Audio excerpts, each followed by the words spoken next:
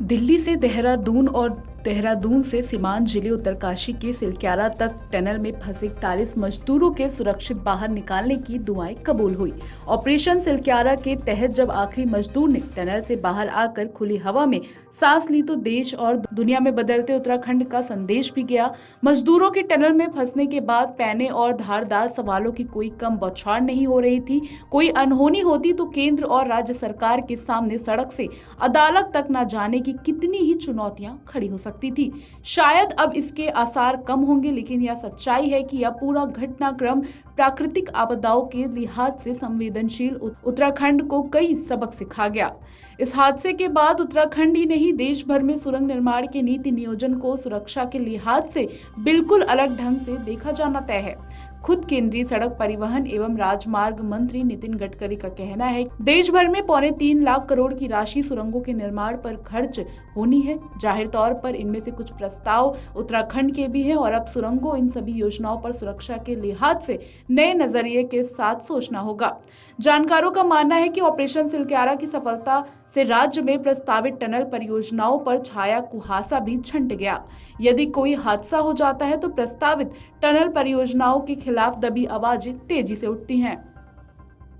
उत्तराखंड में यातायात को सुगम बनाने के लिए कई टनल बनाई जानी है। यह प्रयोग लंबे समय से यहां हो रहा है। रुद्रप्रयाग में केदारनाथ मार्ग पर और डाटकाली के पास की टनल पुराने उदाहरण है। राज्य के गढ़वाल और कुमाऊं के पर्वतीय क्षेत्रों में रेल और सड़क कनेक्टिविटी के लिए प्रस्तावित परियोजनाओं में कई सुरंगों का प्रावधान किया गया है। मसूरी में और देहरादून से टिहरी के बीच टनल बनाने की योजना पर सरकार गंभीरता से विचार कर रही है। इस ऑपरेशन ने भविष्य की इन सभी योजनाओं को अंधेरे से निकाला है। 2013 की आपदा से उबरने और सुरक्षित देवभूमि का विश्वास जगाने के बाद उत्तराखंड को देश का अग्रणी राज्य बनाने की योजना पर सरकार आगे बढ़ रही है। उत्तराखंड का दशक बनाने का पीएम मोदी के सपने का साकार करने के लिए पीएम धामी देश और दुनिया के निवेशकों को उत्तराखंड लाने के प्रयास कर रहे हैं।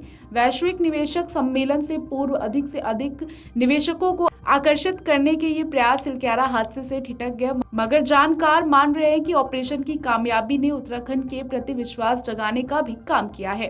पहले जोशीमठ, फिर मानसून का कहर और उसके बाद सिलक्यारा। हिमालय की नाजुक पहाड़ में बसे उत्तराखंड में आपदाओं का यह सिलसिला शायद ही कभी रुकेगा। सिलक्यारा हादसा आपदाओं के लिए संवेदनशील उत्तराखंड राज्य को सबक भी सिखा गया कि वह आपदा में केंद्रीय एजेंसियों का बार बार मुंह नहीं ताक सकता। उसको खुद अपने बूते पर पुख्ता तैयारियां करनी होगी। ऑपरेशन की कामयाबी के लिए उत्तराखंड सरकार ने बेशक सहयोगी की भूमिका में कोई कोर कसर नहीं छोड़ी, लेकिन जानकारों का मानना है कि सरकार को इससे अधिक तैयारी करनी होगी। आपदाएं हर बार सिलक्यारा हादसे जैसा समय नहीं देगी, इसलिए आपदा प्रबंधन से जुड़े उपकरणों, दक्ष मानव संसाधनों, तकनीकी विशेषज्ञों को तैयार करने के लिए खुद की बूते तैयार करनी होगी। Video desk amarujala.com। अगर आप ये वीडियो YouTube पर देख रहे हैं तो हमारे चैनल को सब्सक्राइब करें और बेल आइकन को दबाना ना भूलें। अगर आप Facebook पर ये वीडियो देख रहे हैं तो हमारे पेज को लाइक करें।